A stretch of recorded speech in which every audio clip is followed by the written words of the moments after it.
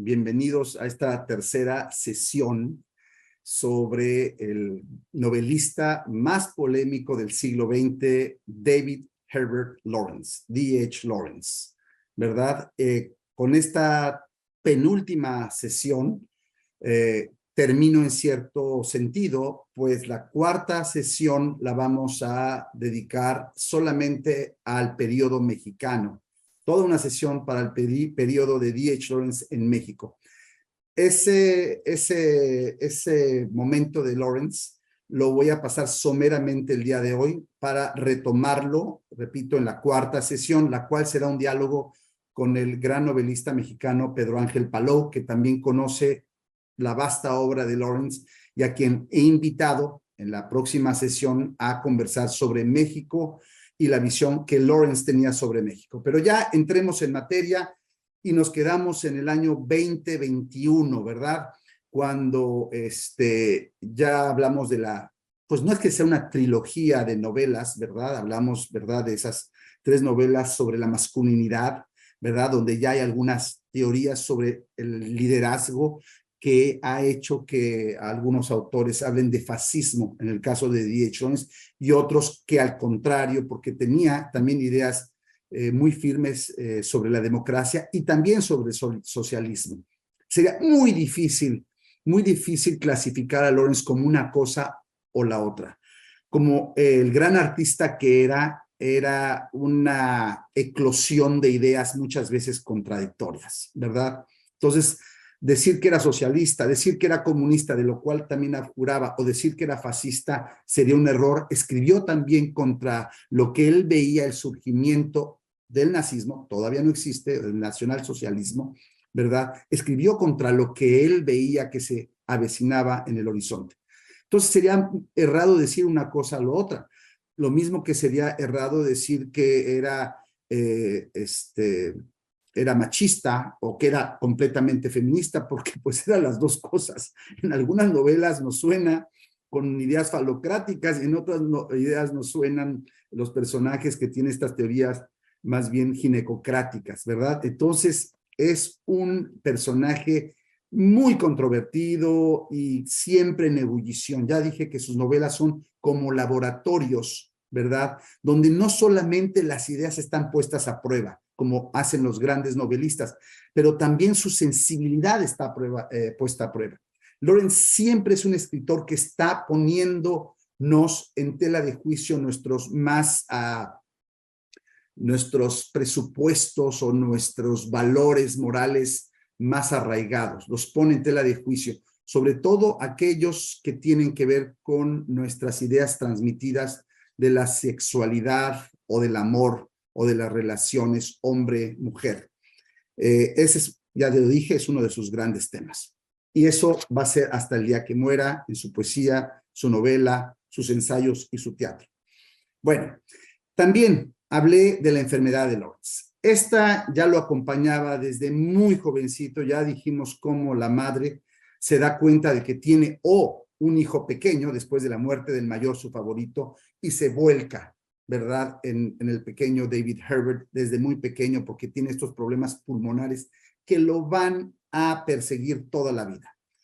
A partir de estos años 21, 22, se acentra el problema de la tuberculosis, ¿verdad?, en Lawrence. Y lo vamos a ver, puesto que esto es lo que va a estar guiando y determinando los lugares por los que él y Frida van a estar viajando constantemente. Prepárense, porque los próximos años es una cantidad de sitios que es muy difícil. Voy a tratar de llevarlos de la mano para que vean los peregrinajes de los Lawrence, ¿verdad? Entonces, nos quedamos en Capri, en el 21, donde Compton Mackenzie, este escritor popular de bestsellers, le dice, bueno, tienes que hacer dinero. Y para esto le dice, te voy a ayudar a reescribir The Lost Girl. Y justamente The Lost Girl es una novela que tiene un éxito inmenso, más que, por ejemplo, su obra maestra o una de sus obras maestras, Woman in Love. Hoy en día no se lee The Lost Girl y se lee Woman in Love, irónicamente, ¿verdad? Primero deciden, no sé si comentamos, que van a alquilar una residencia, o les llaman villas, ¿verdad? En Italia, que se llama Fontana Vecchia, ¿verdad? Y ahí van a vivir una temporada hasta que el calor los asfixie. Siempre, una vez que llegue el calor, van a tener que irse hacia el frío, hacia las montañas, por razones de la salud de Lawrence. Esto lo vamos a ver repetidamente. Entonces salen de allá y van a Baden-Baden. Baden-Baden, que es el lugar donde vive la madre de Frida, esta baronesa alemana. Por cierto, Baden-Baden es un lugar de retiro, de aguas termales, de juego, de apuestas, ¿verdad? Con casino, donde aparece también varias de las novelas de Dostoyevsky. No sé si se acuerdan, El jugador de Dostoyevsky justamente ocurre en Baden-Baden. Bueno, ahí van varias veces a visitar a la madre de Frida, y después se separan. Frida se queda allá visitando a su madre y él continúa camino a Florencia ya de regreso, y se queda cerca de Florencia porque ahí tiene una admiradora que se llama Rosalind Baines. Y esta mujer es divorciada, tiene 3 hijos y tienen una especie de afinidad de todos los sentidos, y empiezan en el nivel de plática y de diálogo y de concordia como 2 grandes amigos, hasta que esto termina en una relación amorosa, sexual, donde en realidad creo haber leído que fueron 2 ocasiones las que tiene relaciones con esta mujer divorciada, las 2 insatisfactorias, se arrepiente, se siente mal, ¿verdad? Y de eso también va a escribir en sus novelas. ¿Cómo es, según él, que este mecanicismo sexual o automatismo sexual termina por pervertir lo que él llama el flujo natural del amor o del sexo? ¿Verdad? Recuerden que Frida varias veces constantemente le va a ser infiel, ¿verdad? Que también tiene que ver, suponemos, en las razones por las cuales lo llevaron a Lawrence a ser infiel. Pero más por razones abstractas, por razones que justamente le atacaba. Él creía que la abstracción, cuando abstraemos razonamos demasiado las cosas y hacemos una abstracción de esas cosas, pervertía y, digamos, corrompía las relaciones, especialmente las amorosas. Justamente esto siempre lo evita. Y en esta ocasión lo experimenta con esta mujer divorciada, Rosalind Baines, y le va de la patada. Justamente lo que él predicaba, que no se debía hacer, lo hace un poco, yo creo, por venganza, ¿verdad? Contra su mujer que le había sido tantas veces infiel. También en Florencia le dicen que este amigo homosexual que había sentido él tanta atracción intelectual, Maurice Magnus, se suicida porque está perseguido por las autoridades porque no paga el señor. Este escritor que hoy es bastante olvidado, Lawrence, tiene una conmoción y se pone a escribir una monografía sobre Maurice Magnus, que hoy día nadie lee más que porque es de D.H. Lawrence, y D.H. Lawrence piensa que Magnus es un genio incomprendido. Hoy, hasta el día de hoy, nadie ha descubierto el genio de Magnus. Sin embargo, se lee esa monografía de Lawrence, que casualmente Lawrence siempre creyó que era la mejor prosa o una de las mejores prosas que él había conseguido escribir. En el 20, ya, regresa Frida de Baden-Baden, se reúnen en Florencia y deciden que van a irse a Cerdeña. Cerdeña, esta isla, porque no la conocen, les han dicho que está muy linda, están unas semanas, claro, están pensando con la idea de vivir ahí, en Cerdeña, pero bueno, se la pasan muy bien, pero no es el sitio indicado para la salud de Lawrence, y al regresar se pone a escribir Sea and Sardinia, que es otro de sus libros más memorables de viajes, junto a aquel que ya habíamos dicho de Twilight in Italy, El crepúsculo en Italia. Entonces, un libro sobre Cerdeña. Él escribía sobre cualquier lugar al que fuera. Otra vez en abril, fíjense, regresa a Alemania, otra vez a ver a la madre de Frida. Él ya está harto de esto de estas visitas constantemente, ver a la madre de Frida en Alemania, pero lo bueno de este viaje es que van a conocer a dos pintores ingleses, pero que se autodenominan budistas, ¿verdad? Uno se apellidan los Brewster. Y estos pintores budistas les dicen, hey, vengan a visitarnos a Ceilán. A Ceilán, ¿y dónde queda eso? Bueno, hoy Ceilán es Sri Lanka, ¿verdad? Y entonces, pues, se le mete a Lawrence la idea de que hay que ir a Ceilán, porque recuerden, siempre estaba buscando las antípodas de Inglaterra, todo lo que negara toda el puritanismo y el victorianismo rígido que él tanto siempre rechazó, ¿verdad? En sus libros. Y entonces deciden que van a ir a Ceilán o a Sri Lanka.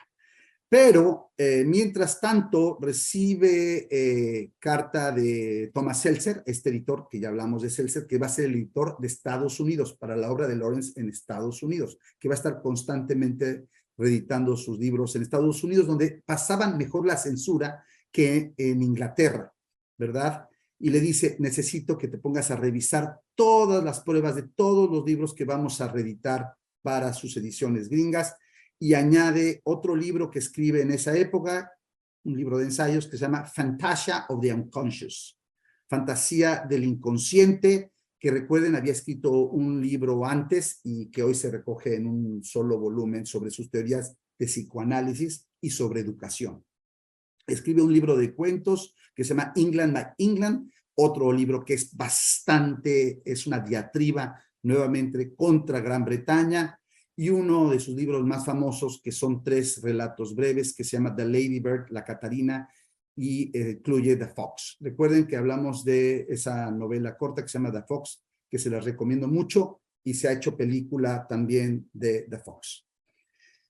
Bueno, prepárense. Viene el peregrinaje de Lawrence.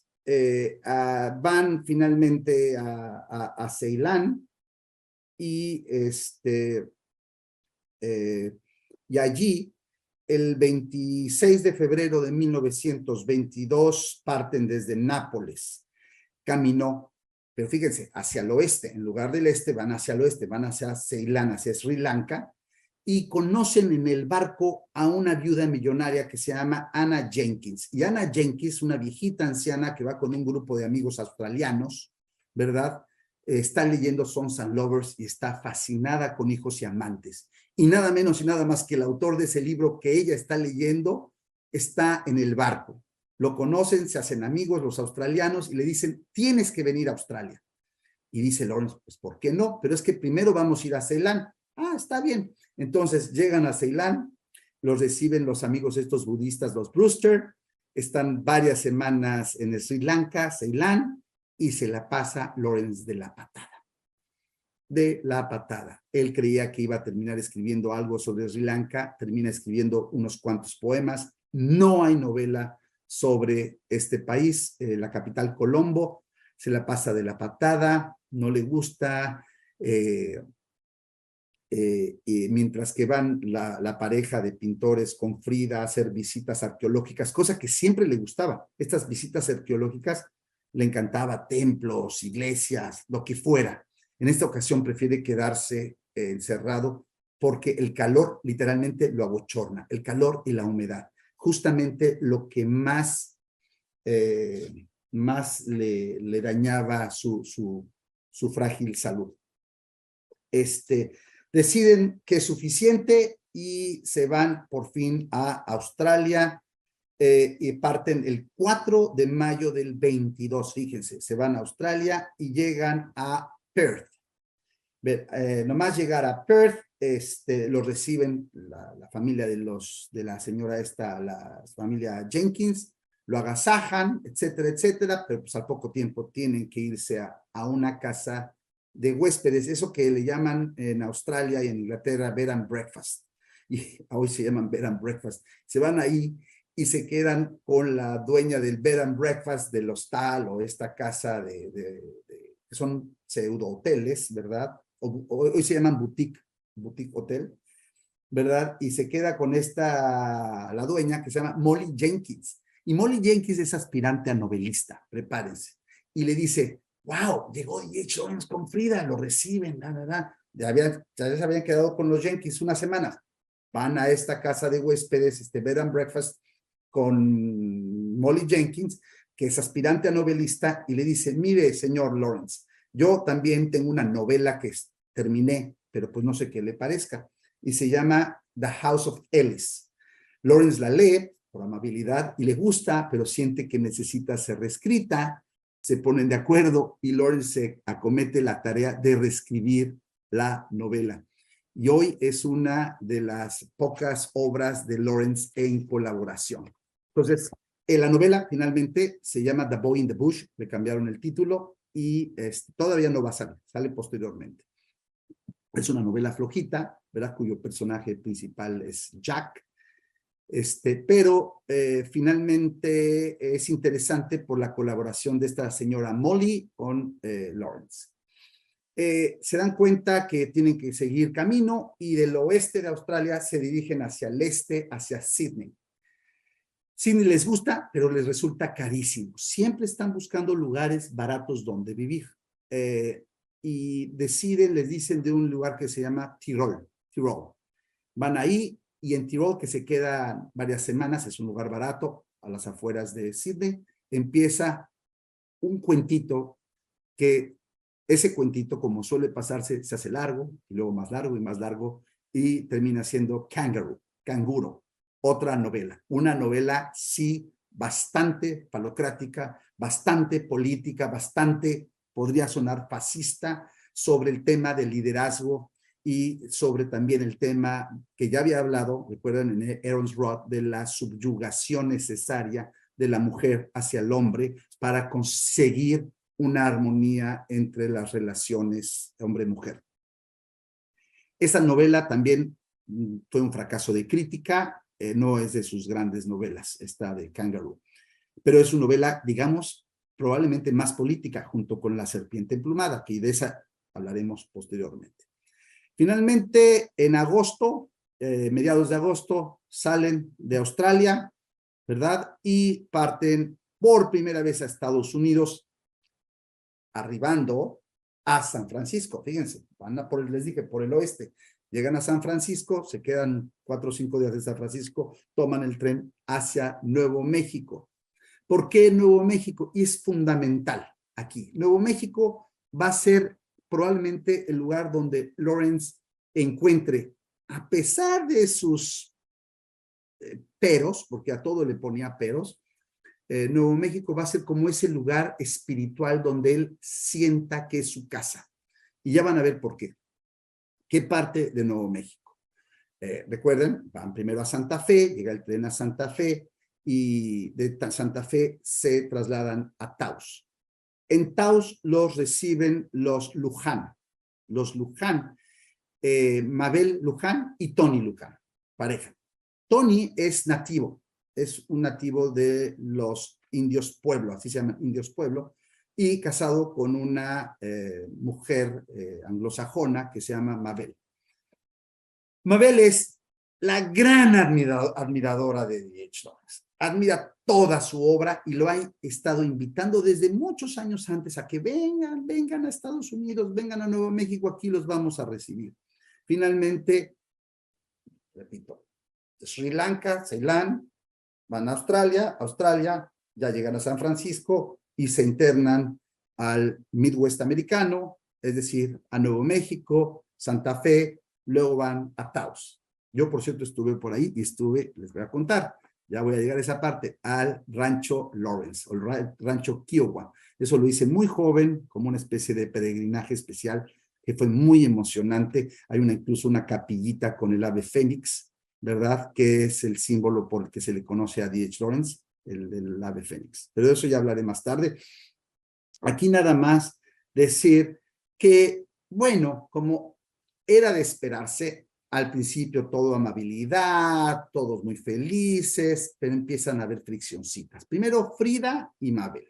La señora Mabel es como muy posesiva, quiere todo del escritor, lo recibe, sí, pero lo está básicamente asfixiando con su abrazo materno esta señora, y a Frida le empieza a caer también gordita, y no solamente a Frida, sino también a David Herbert. O sea, yo vine aquí a escribir, a que me dejaran en paz, no a que usted, amable anfitriona, me esté asfixiando. Y es que esta Mabel todo el tiempo quería que estuviera Lawrence en la casa de ellos, porque, ojo, les ofrecen o los acomodan en una segunda casita que ellos tienen. Está la casa principal y al lado, cerca, hay una casita pequeña, y ahí es donde van a vivir.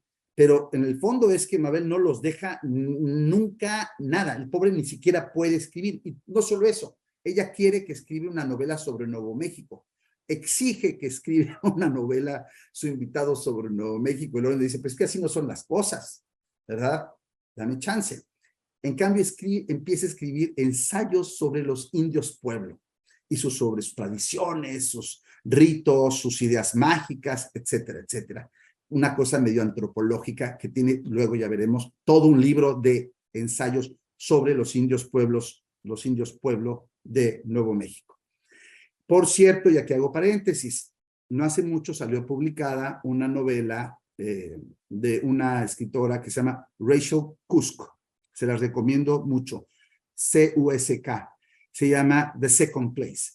Esa novela es la historia de Mabel y de Tony, anfitriones de Frida y de D.H. Lawrence. Es la historia, pero la alegoriza, le cambia el nombre de los personajes. En lugar de ser escritor, es pintor, pero es exactamente la misma historia. Pasa en Nuevo México y es clarísima que no es sino una alegoría también sobre el poder, porque Lawrence era voluntarioso, igual que Frida, y Mabel también era voluntariosa. Entonces, anfitriones e invitados, empieza a haber mucha fricción, y todo esto lo desarrolla muy padre en esta novela que se llama La Segunda Casa, se tradujo esa novela. En una de esas escapaditas, ¿verdad?, que van a caballo, ¿verdad?, se topan como a 30 kilómetros de distancia con un rancho que se llama el Rancho Monte o Rancho del Monte. Y cerca de ese rancho, a 30 kilómetros, ven una todavía más pequeña, destartalada cabañita. Y pregunta Lawrence, ¿y esta de quién es? No, pues esa está, le dice su anfitriona Mabel, está olvidada, está destartalada, está en ruinas, era de mi hijo. Le dice Lawrence, déjamela, por favor, déjamela, quiero yo vivir aquí con Frida. Y le dice, bueno, pues ok. Y necesita renovación. Entonces, durante los próximos 3-4 meses, Lawrence, Frida y 2 jóvenes amigos de ellos, pintores daneses, jovencitos, van a Nuevo México y junto con los mismos indios de la comunidad se ponen a trabajar desde primera hora de la mañana en remodelar toda la casa. Lawrence, por cierto, no lo he dicho, como buen protestante, era extremadamente trabajador. No solamente escribía, sí, todo el santo día. Trapeaba, cocinaba, lavaba. Se ponía ahora a ordeñar las vacas, a recoger los huevos, cocinaba, pintaban, ¿cómo se dice? Arreglaban la cerca del corral. Cantidad de trabajo manual que le gustaba hacer. Tenía esta ética del trabajo muy arraigada en él. A diferencia de Frida, que no le gustaba trabajar. Ella, que le dejaran un piano y que la dejaran tocar el piano, porque eso es lo que a ella le gustaba, y siempre había que alquilarle un piano a Frida para que tocara y no se deprimiera. Bueno, sin embargo, otra vez, volvemos al machacón Lawrence, que con todo y que sí reconoce estar muy feliz, dice, no fluye la sangre. En Estados Unidos no fluye la sangre. La sangre. Fíjense, otra abstracción de algo que él no sabe cómo nombrar, pero que según él no fluye. No fluye y él lo resiente inmediatamente. Por supuesto que Inglaterra es donde menos fluye la sangre. y lugar al que va está buscando que fluya la sangre, ¿verdad? La sangre, que va a ser un leitmotiv en muchos de sus libros, puede ser la parte de los instintos básicos, puede ser la parte no racional, la parte vitalista del hombre, de la que ya hemos hablado, pueden ser muchas cosas. Él la denomina la sangre y aparece en sus poemas, que por cierto, ojo, si uno lee la primera poesía de Octavio Paz, está llena de imágenes muy lorencianas. Recordemos que Paz adoraba a Lawrence y recordemos que tradujo poemas de Lawrence. Entonces, el tema de la sangre de Octavio Paz, en mi opinión, no viene sino de la lectura de D.H. Lawrence en esa primera época juvenil de Octavio Paz. Pero bueno, no nos desviemos y en Nuevo México, en Taos, conocen a a un poeta norteamericano que se llama Whittier Bynner. Y Whittier Bynner y su amante, que es su secretaria, que se llama Spot Johnson. Se hacen muy amigos de ellos y empiezan a hablar de ir a visitar México.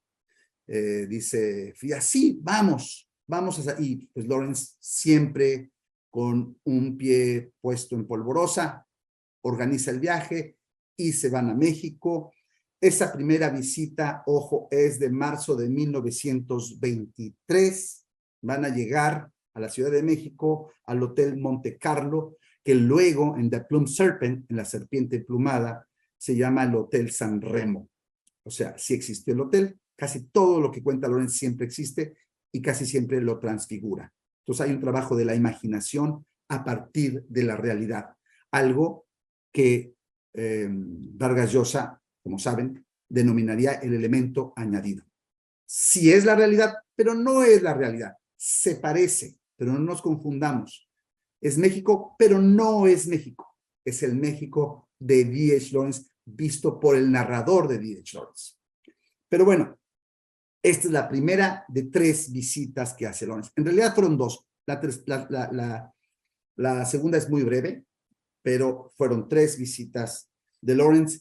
Y como dije, va a haber aquí una especie de hiato, porque en la sesión que viene hablaremos más específicamente de Las Mañanitas Mexicanas, ese libro de estampas, viñetas que escribió Lawrence sobre México, The Plumed Serpent, La Serpiente Emplumada, su gran novela sobre México, la gran polémica novela sobre México que todo mexicano deberíamos de leer, y de sus 3 visitas a México. Entonces, voy a hacer un hiato, ojo, y nos pasamos entonces a el 9 de julio de 1923. Fíjense, marzo, abril, mayo, junio, julio. 5 meses pasan en México y regresan a Estados Unidos, pero esta vez a Nueva York, porque ahí los espera Thomas Seltzer, su editor, que es quien ya hemos hablado, que es el que reedita toda la obra lawrenciana en Estados Unidos, ¿verdad? Ahí lo recibe para que los dos zarpen a Europa. Pero ¿qué creen? Un día antes de zarpar en el barco que los va a llevar el transatlántico a Europa, D.H. Lawrence cambia de opinión y le dice a Frida, yo no voy, yo me quedo, yo no tengo nada que ir a hacer a Europa. ¿Cómo? Te vas tú solita si quieres. Y Frida se va, por supuesto, se va. Ella sí echa de menos Europa, echa de menos a su mamá, y ya veremos que siempre está detrás de su cabeza la obsesión de ver a sus 3 hijos, que sí los va a ver un poco después, sí los va a ver, pero de eso no me quiero adelantar. Entonces se pone, cuando ya se va Frida, a reescribir esa novela en colaboración que ya hablé con Molly, de Molly Skinner, es australiana, que se va a llamar The Boy in the Bush, ¿verdad? Y luego, conforme va reescribiendo esta novela, ya solo, sin Frida, ¿verdad? Y después de despedirse de Thomas Seltzer, decide conocer la parte del centro de Estados Unidos y va viajando, primero va a Chicago, luego va a Kansas, luego va a Colorado y llega hasta California. Es invitado a California, conoce Hollywood, por supuesto, le decepciona Hollywood, es todo lo contrario a todo lo que él aspire y lo que él quiera. Le parece una sociedad hechiza, falsa, acartonada, donde solamente importa el glamour. Y el individualismo, que es la parte que más va a detestar de Estados Unidos, por cierto. Entonces, dice, no, ya estoy harto de Estados Unidos, aquí no fluye la sangre, y se vuelve a internar a México, pero por el noroeste, va a Navojoa, va a Mazatlán, y llega a Guadalajara. Y esta es la segunda visita, ¿verdad?, que hace, ¿verdad?, que es muy breve. En Guadalajara creo que va a estar como 3 semanas para ya llegar a Veracruz y ahora sí embarcarse en Veracruz a Europa. Entonces, digamos que su mujer Frida se adelanta, sale de Nueva York, él hace todo este recorrido hasta México, Guadalajara, llega a Veracruz. En Veracruz zarpa el 21 de noviembre de 1923. Nomás se sube al barco, camino a Europa y escribe uno de sus cuentos más famosos, un cuento largo que tristemente no terminó, pero que se lee como si hubiera terminado, que se llama The Flying Fish, que también se los recomiendo. Un escritor que regresa a Europa después de haber vivido en el exilio y que no sabe lo que le espera en Europa, mientras que está viendo los pescaditos voladores perseguir al barco en el que va, y son reflexiones de este artista regresando. Es un cuento más bien nostálgico y parsimonioso, que no suelen ser así en general la obra de Lawrence.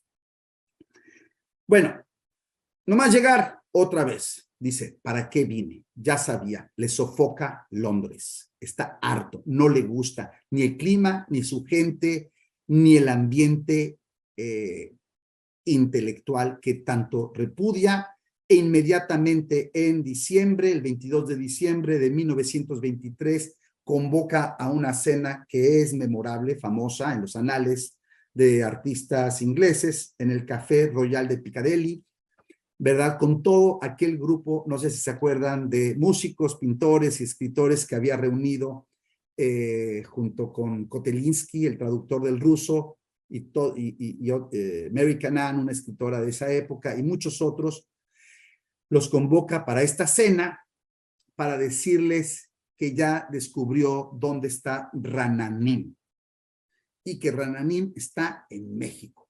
Hay que ir a México porque ahí vamos a crear nuestro Rananim. Recuerdan, esta comuna de amigos, este falansterio donde todo es de todos, donde todo se comparte y donde hay que decir no al individualismo. Y ese lugar está en México. Repito, ¿por qué México? No lo voy a contar ahora. ¿Qué pasa en México que le hace decir que es el paraíso? Primero, luego ya no va a ser, pero primero le hace pensar que es el paraíso. Ojo, de eso hablaré con Pedro Ángel Palou en nuestra próxima sesión.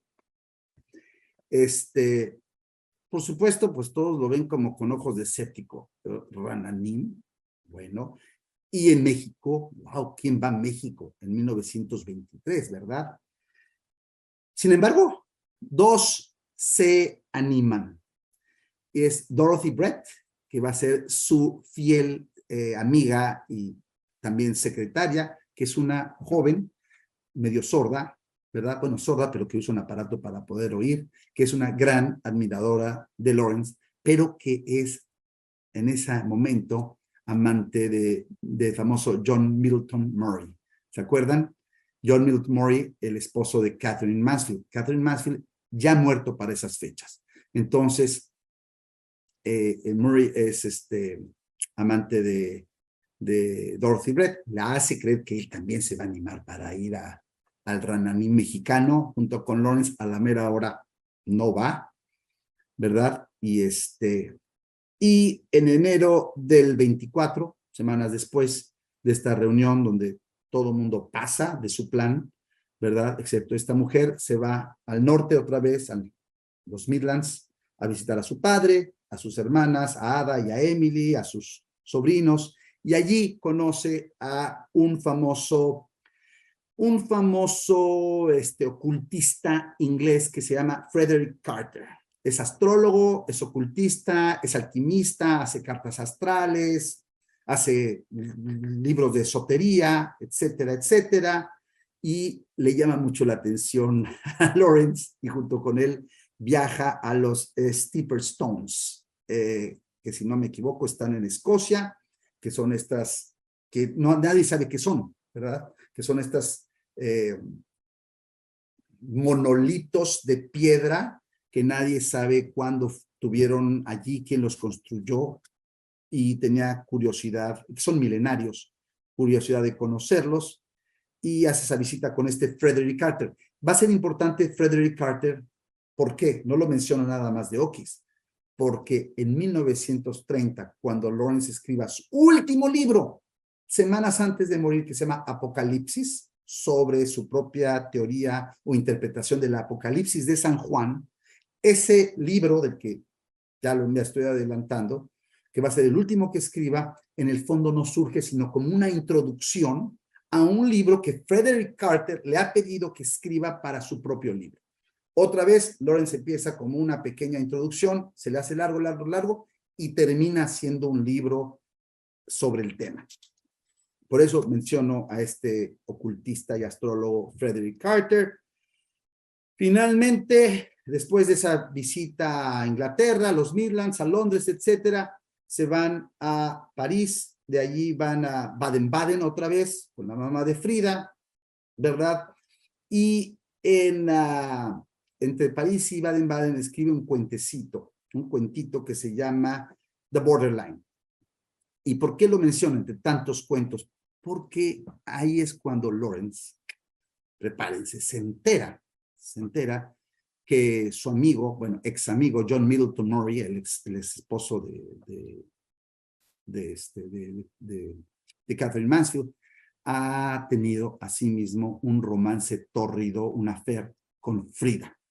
Otra vez Frida acostándose con su ex mejor amigo.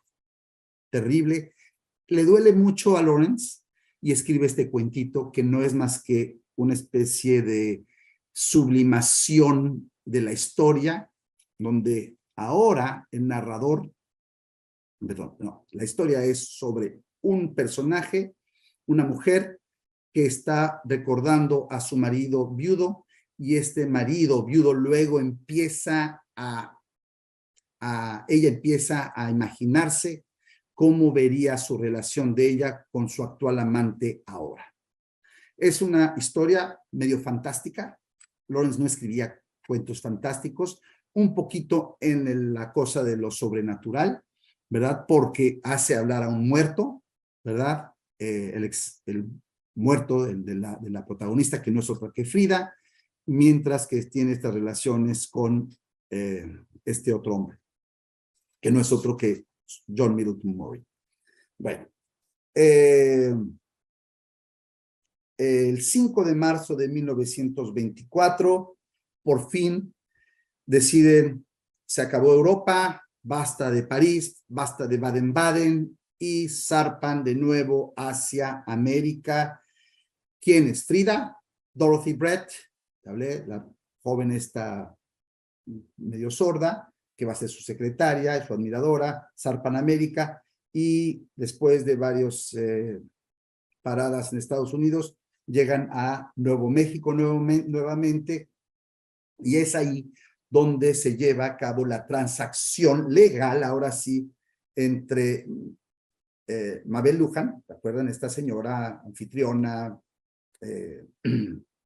millonaria, que vive cerca de Taos, Nuevo México, y le dice, si tú quieres, te regalo el rancho, que se llama Rancho Lobo, que estaba al lado de Rancho Monte. Te lo dejo, el Rancho Lobo, que era el que pertenecía a su hijo, recuerden que estaba todo en ruinas, que Lawrence ya adecentó, te lo dejo, es tuyo legalmente, a cambio del manuscrito de Sons and Lovers.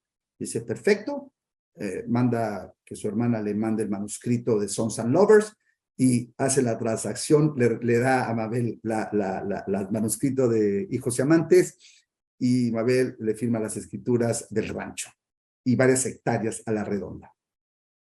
Imagínense qué grado de admiración tenía por... Y lo rebautiza como Kiowa, Kiowa. Entonces, Kiowa, Kiowa pero es el nombre indígena oriundo del lobo, ¿verdad? De los indígenas pueblo de allí. Tony, el esposo, lo lleva un día a caballo a Arroyo Seco, unas cuevas, ¿verdad? En el desierto de Nuevo México, y le cuenta una historia, ¿verdad? Y de allí sale este famoso cuento largo que se traduce, The Woman Who Rode Away, que se traduce como La mujer que huyó a caballo. Lo deben de conocer, es muy famoso, ¿verdad? Donde se lleva a cabo un sacrificio ritual en esta cueva. El 23 de octubre de 1924, después de haber estado ya unas semanas o meses en Nuevo México y ya instalados en su rancho Lobo, Kiowa, deciden volver otra vez a México y entonces tenemos la tercera visita de Lawrence a México, repito, en octubre del 24, ¿verdad? No voy a hablar de esta tercera visita, ni de la primera ni de la segunda, porque de esas hablaremos, repito, en nuestro diálogo con Pedro Ángel Palou, en nuestra última cuarta sesión de este curso.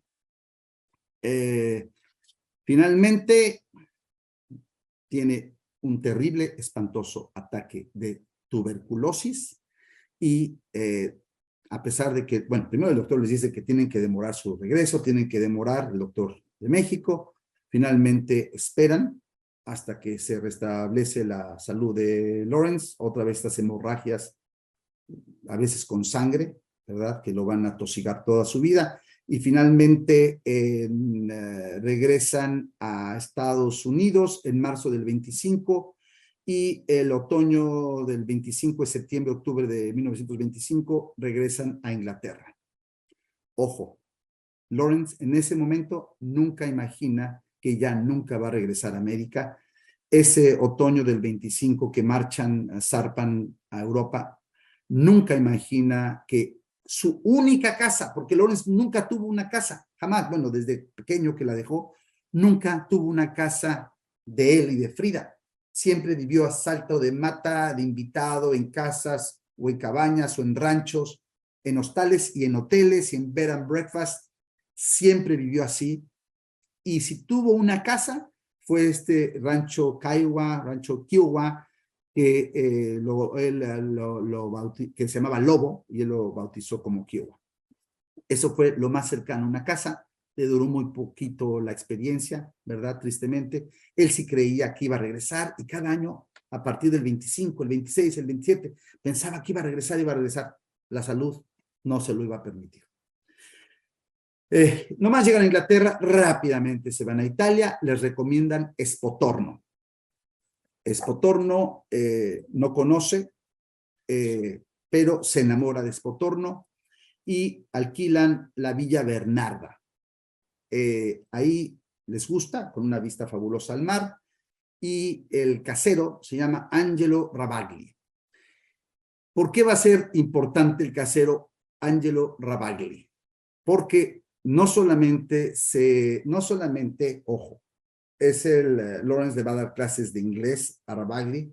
Ravagli le va a ayudar en su italiano a Lawrence, que recuerdan, ya para esa época ya era bastante bueno para el italiano. Nunca dejó de traducir a su escritor de cabecera, Giovanni Verga. Ese fue su caballito de toda la vida. Siempre traducí los cuentos de Verga, las novelas de Verga. Y este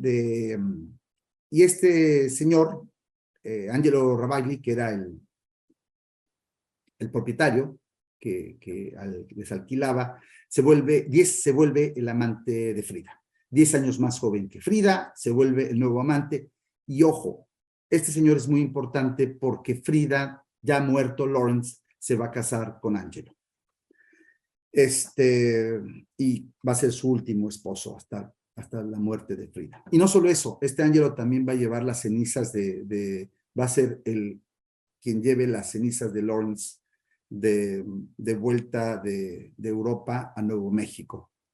Allí supuestamente están en esa capillita que les dije, que yo visité con el ave fénix, ahí supuestamente están las cenizas de Lawrence, que no que no otro, sino Angelo Ravagli fue quien las transportó. Pero otra vez me adelanto, solo para decirles que en Espotorno, por fin, las hijas de Frida, las dos hijas de Frida, pueden ir a visitar a su madre. Estamos, repito, a fines del 25, principios del 26.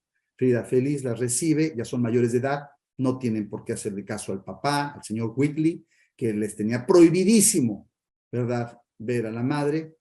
Y allí empiezan a contarse anécdotas, imagínense, anécdotas de años y años en la madre, y pues Lawrence está allí escuchando a las hijas y cómo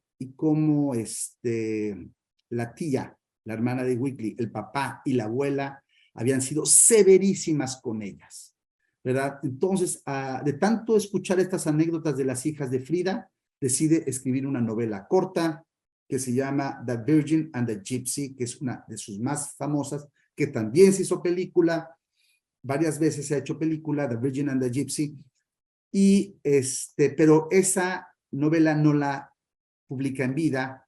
Dice él que por respeto a las hijas, el libro va a ser publicado un año después de la muerte de Lawrence. Ya ven, Lawrence, cada ocasión que podía, escuchaba una anécdota, una historia que le parecía novelizada o novelizable, y lo hacía inmediatamente, y rápidamente la imaginación, su poder de imaginación y de persuasión de la ficción lo conducía. Lawrence tenía una capacidad para dejarse llevar ahora sí, por el daimón, ¿verdad?, por la inspiración, y escribía. No todos sus relatos van a tener el mismo nivel, obviamente, hay caídas, ¿verdad?, pero no se le puede negar que existe siempre esa fuerza pues casi telúrica, ¿verdad?, y esa sangre que él siempre estaba buscando en sus libros. Por cierto, la historia, que no voy a contar ahorita, simplemente que es de dos hijas, ¿verdad?, que justamente van a ver a la madre después de muchos años, esa madre que las había abandonado. Una de ellas va a repetir la historia de la madre, otra vez tratando de escapar de esta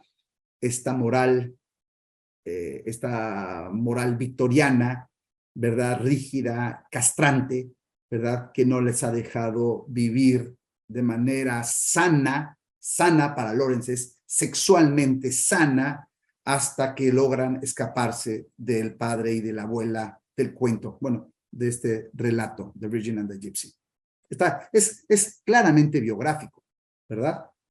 Y aquí el Gypsy, del que se va a enamorar una de las chicas, de las hijas de Frida en la novela, que creo que se llama Yvette, no es, yo creo, más que un trasunto, un alter ego del mismo D.H. Lawrence. ¿Quién más va a ser el Gypsy, el gitano, sino D.H. Lawrence? Bueno, continuamos a 11 y 12 de marzo de 1926. ¿Qué pasa en marzo?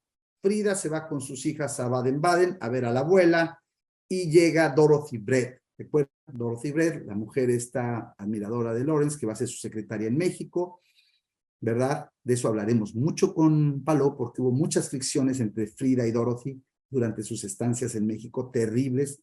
Parece que Frida tenía problemas con todo mundo, al grado de que la pobre de Dorothy la regresaron a Europa. La pobrecita la regresaron, pero eso ya vamos a hablar. Aquí reaparece Dorothy justamente cuando no está Frida. Oh, sorpresa, ya llegué a Italia, y se embarcan en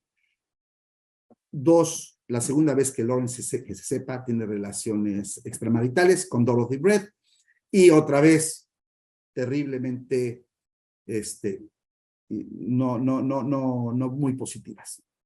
Y Dorothy va a escribir un libro sobre Lawrence. Muchos años después de la muerte de Lawrence, todo el mundo escribía libros sobre Lawrence. Y cuenta justamente que fueron muy malas estas dos relaciones con Lawrence, ¿verdad? Y cuando llega Frida, le cae en el hígado ver a Dorothy y la despacha, así mamacita te me vas. Después de su regreso de Alemania de Frida, otra vez se instalan en Espotorno y ahora ya no van a alquilar esa villa donde estaba Angelo, ya no van a alquilar otra que se va a llamar la Villa Miranda. Mirenda, es Mirenda, ¿verdad? No lejos de allí, y empieza a escribir otro libro, Lawrence. Es un libro sobre los etruscos. Ojo, los etruscos, of all people, los etruscos. Y uno se pregunta, ¿por qué diablos un novelista, poeta, va a escribir un libro de antropología y de historia sobre los etruscos? La respuesta es porque justamente un pueblo del que casi al día de hoy no se sabe nada, ni siquiera los mismos italianos.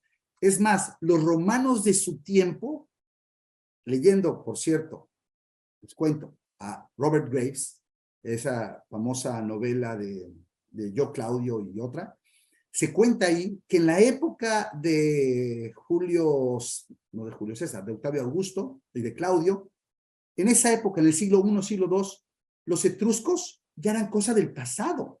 O sea, nadie sabía, imagínense, hace 2000 años, nadie sabía ni quiénes eran los etruscos.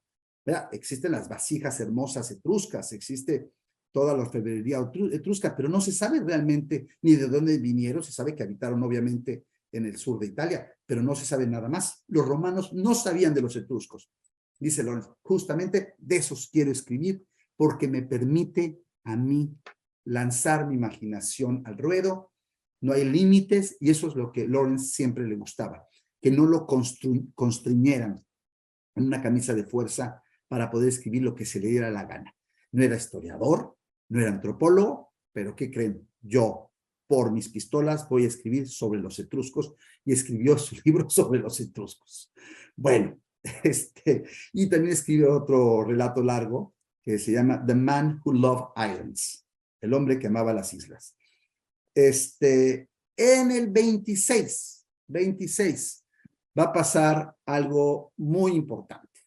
Dos eventos importantes, para mí son importantes. Uno, conoce a quien va a ser a partir de 1926 y hasta su muerte su mejor amigo, Aldous Huxley, el famoso autor de Brave New World, El Mundo Feliz, el autor de Contrapunto, el autor de tantas grandes novelas que ustedes deben conocer, más joven, por supuesto, que Lawrence, no sé si 10, 15 años más joven, pero gran admirador de D.H. Lawrence. Se hacen amigos, hay una inmediata afinidad, los dos buscan mundos alternos, nuevas teorías, están en contra de Inglaterra, se trata de escribir contra la sociedad inglesa, contra los valores victorianos que repudian, contra el puritanismo, contra la religión, contra la sociedad inglesa. Huxley y Lawrence son almas afines, hacen una gran amistad, y también María Huxley, la esposa de Aldous Huxley, que ya van a ver que es importante.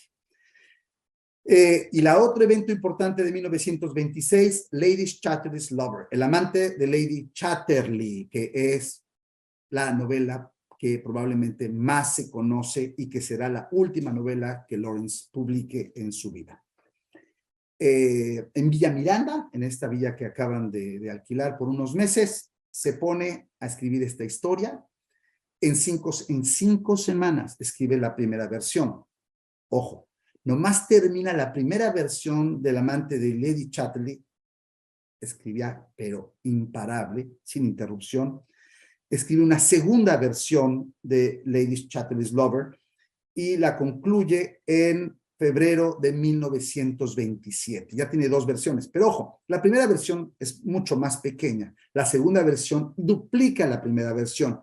La que tenemos, la que leemos, la que todos conocemos, es la tercera versión y es de donde se basan las películas que conocemos. La tercera versión, hoy se pueden adquirir las tres versiones para los especialistas, quien quieran ver la evolución de la primera versión, cómo corregía, cómo iba modelándose los personajes, la segunda y la tercera. Más un comentario. De la primera a la segunda sí hay una cosa muy importante. para todos aquellos que conozcan la novela. Acuérdense de Mellors. Mellors es el guardabosques. Él se dio cuenta que para ser verosímil y convincente la relación amorosa entre la lady, que es esta mujer, ¿verdad? Y Mellors, que es el guardabosque, era muy importante darle más educación, más realce, digamos, adecentar al guardabosques. Entonces, cuando la leemos, nos damos cuenta que este guardabosques no es un incultazo, no es un tipo silvestre, mostrenco del bosque. No, es un tipo que sí peleó en la guerra, recuerden, peleó en la guerra, pero que siempre se ha cultivado y que está divorciado. Acuérdense que está divorciado y por eso vive en esa cabañita en medio del bosque. Pero acuérdense que tiene libros y lee constantemente. Bueno, conforme va escribiendo todos los días, todas las mañanas en Villa Miranda se sale Lawrence a escribir El amante de Lady Chatterley, Frida va leyendo los capítulos y está completamente atrapada, arrobada, ¿verdad? Por la historia de Connie y de Connie, la señora, la lady, y del guardabosques. Lo anima a continuar, a pesar de que otra vez las hemorragias pulmonares, el sangrado, lo están constantemente postrando en cama. Consigue terminar esta primera y segunda versión, termina y se pone a continuar su libro sobre los etruscos, hace visitas a los lugares donde vivieron los etruscos, pueblos allí, que la verdad no me acuerdo los nombres, excepto uno que es Taormina, y lo recuerdo porque una de mis novelas favoritas de Marguerite Duras, se las recomiendo, es Los pequeños caballitos de Tarquinia. Entonces, Tarquinia, no Taormina, perdón, Tarquinia es un lugar etrusco. Y allí va él, ¿verdad? En esa época justamente, febrero, primero tiene una recaída pulmonar, luego en abril tiene una caída pulmonar, lo postra en cama. Fíjense cómo va deteriorándose la salud del pobre escritor. Pero ya para el verano dice que se siente bien y aceptan una invitación de los Huxley, que tienen una casa frente al mar, muy bonita, y en Forte de Marmi, y van a pasar las vacaciones de verano con los Huxley. Allí, en casa de los Huxley, tiene otra nueva hemorragia pulmonar, mucho sangrado, vienen los doctores, vienen visitas a verlo, y aparece un señor que se llama Giuseppe Orioli, conocido como Pino para los amigos. Pino, y así lo vamos a denominar, Pino. Este es un editor, pero es un editor de pequeños libros, de pequeñas tiradas y de suscripción. Es decir, primero se suscriben los interesados, se anuncia el libro de tal autor, se suscriben, pagas por adelantado el costo del libro, y cuando se junta, se recauda el dinero para el libro, el editor lanza el libro, pero no sale al mercado, se le manda a los suscriptores. Esto es bien importante, porque Lawrence ya sabía que ese libro no iba a ser imposible de que se publicara en Inglaterra, y sabía que tampoco en Estados Unidos. Era para su época demasiado, ahora sí que demasiadamente obsceno para su época. Yo entiendo que cuando lo leemos ahora no vemos la obscenidad. Tienen que entender, en 1928 no va a encontrar editor. Ya le prohibieron, ya le confiscaron The Rainbow, The Woman in Love, y dice, no, otra vez. Entonces, él ya sabe. Entonces uno se pregunta, no tiene dinero, está enfermo, ¿para qué escribe un libro de los etruscos? Y encima escribe una novela muy sexual, muy erótica, sobre una relación no bien vista, ¿verdad? La de una lady de la alta sociedad inglesa con un guardabosques, lleno de pasajes sexuales eróticos que no eran convencionales para su época, y se pone a escribir este libro justamente. ¿En qué estaba pensando? Pero pues así son los artistas, así era Lawrence, él simplemente no pensaba en lo que le convenía, excepto lo hizo con The Lost Girl, ya lo vimos, pero en general él simplemente se lanzaba a escribir lo que él quería en su momento.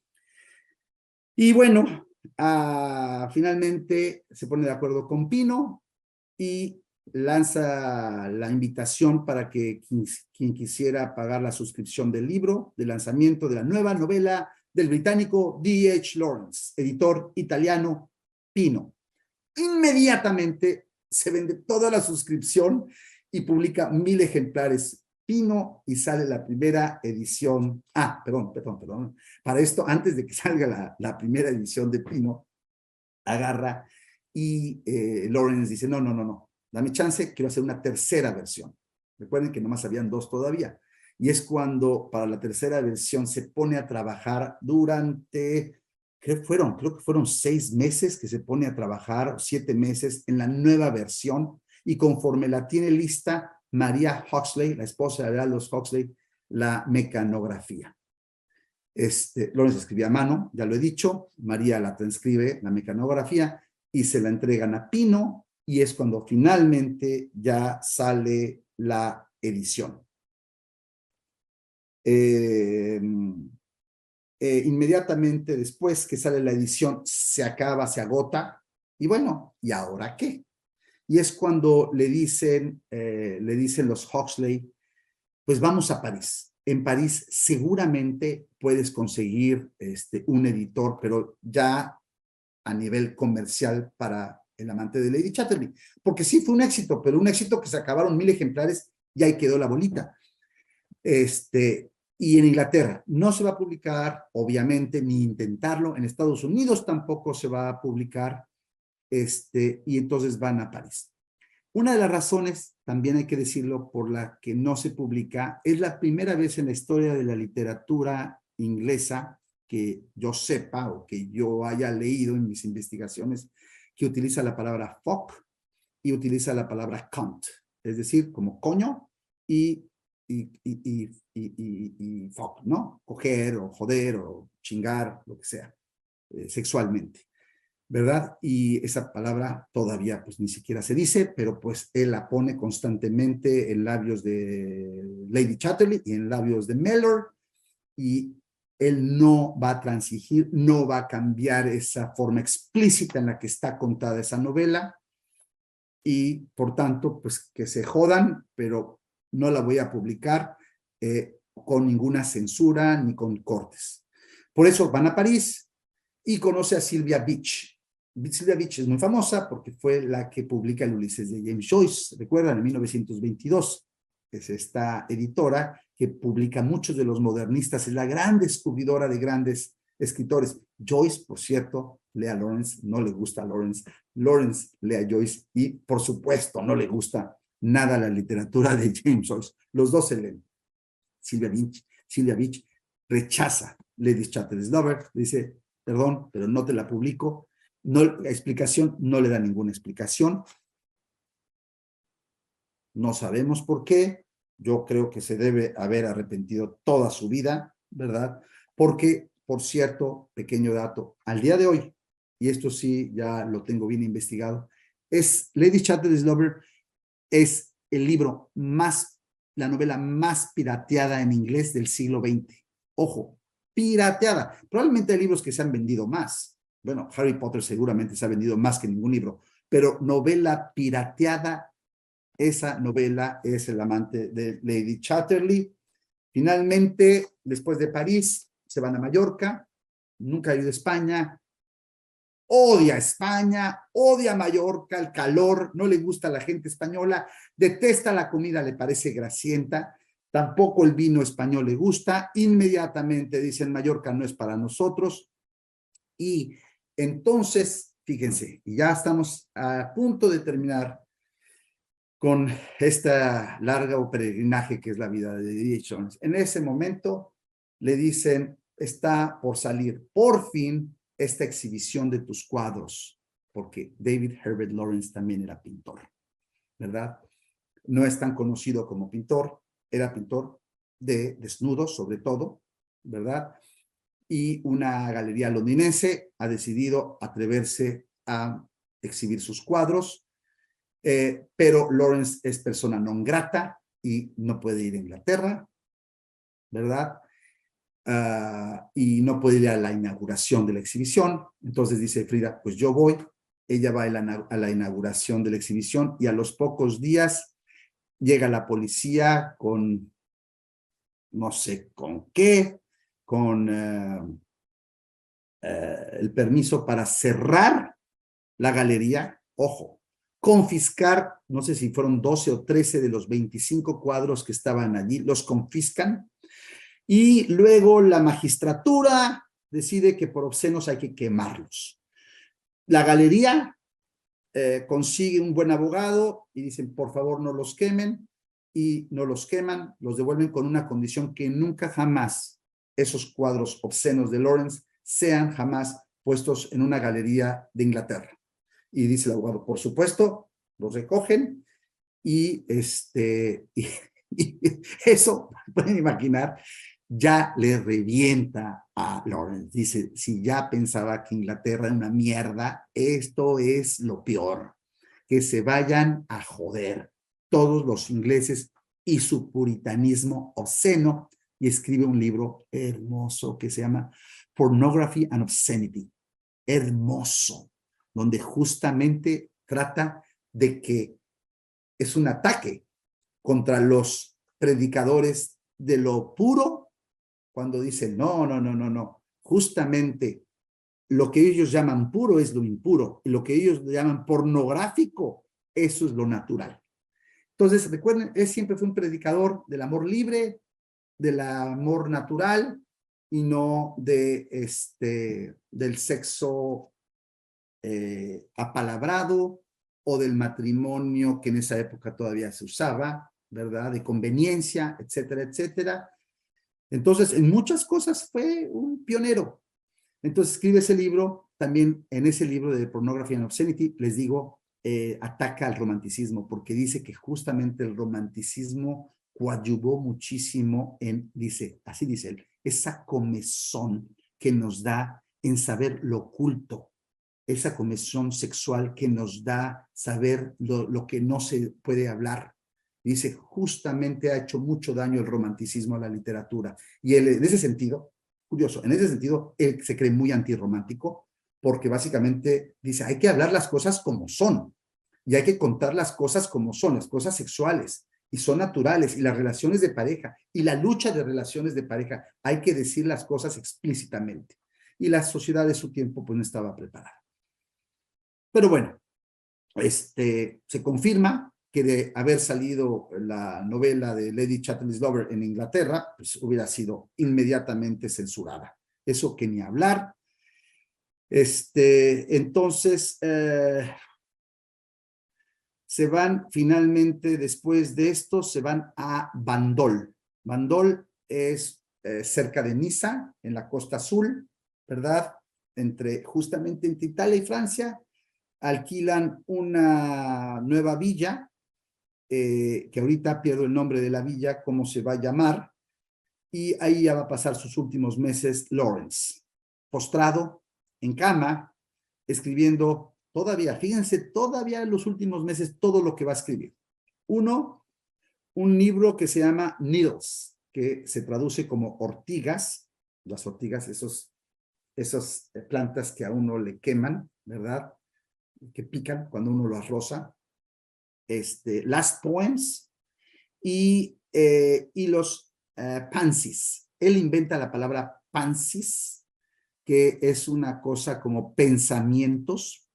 En ese sentido, él estaba pensando en los famosos pensamientos de Pascal, ¿verdad? Entonces escribe como aforismos, como relámpagos, como epifanías. Esos son sus pansies. Entonces escribe los pansies, escribe las ortigas o los needles, y escribe los Last Poems, y todos esos se engloban en un solo libro. Hoy se consiguen como un solo libro esos tres.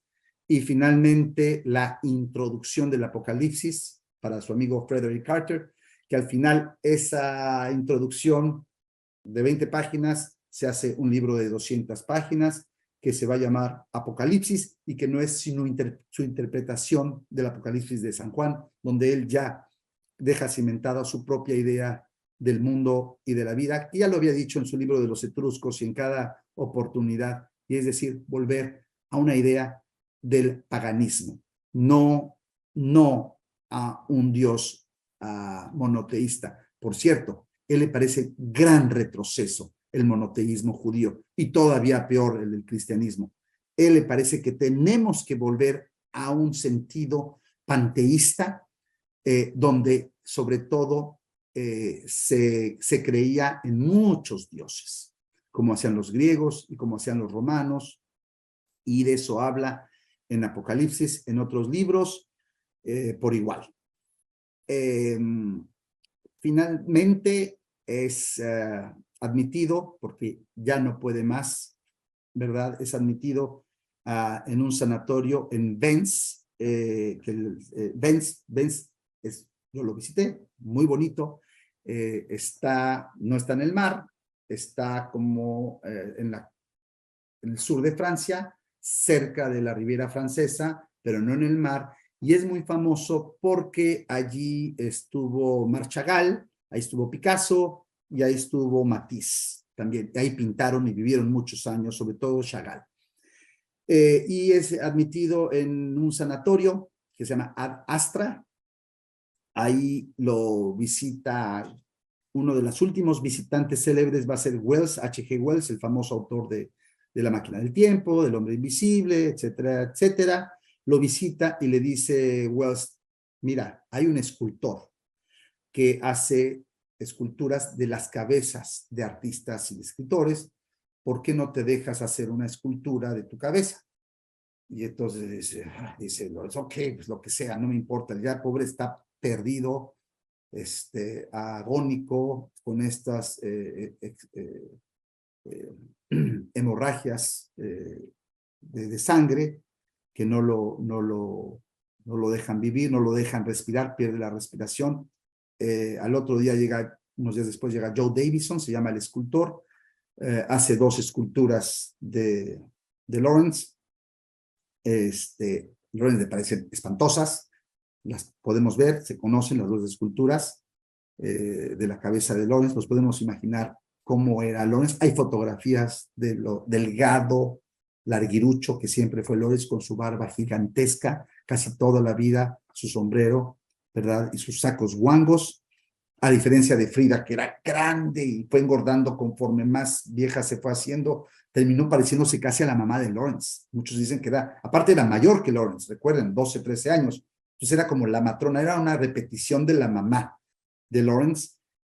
Bueno, que hay mucho de qué hay analizar, ¿verdad? Porque se fue a buscar justamente una mujer que terminó siendo un poquito como su mamá, eso que más amaba, pero que al mismo tiempo más rechazaba. Y al final ya no puede más. Lawrence dice, yo no quiero estar en Ad Astra, en este sanatorio, sáquenme de aquí.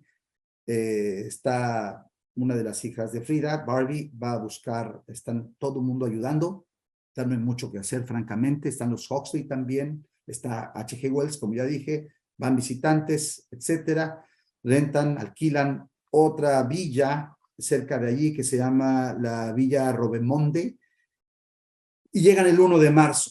El 1 de marzo de 1930 llegan a la villa, se instalan todos, traen al doctor, etcétera, etcétera. El doctor les dice lo mismo que llevan diciéndoles el doctor de México, el doctor de Francia, el doctor de Suiza, el doctor de Inglaterra. Es decir, le queda muy poco tiempo.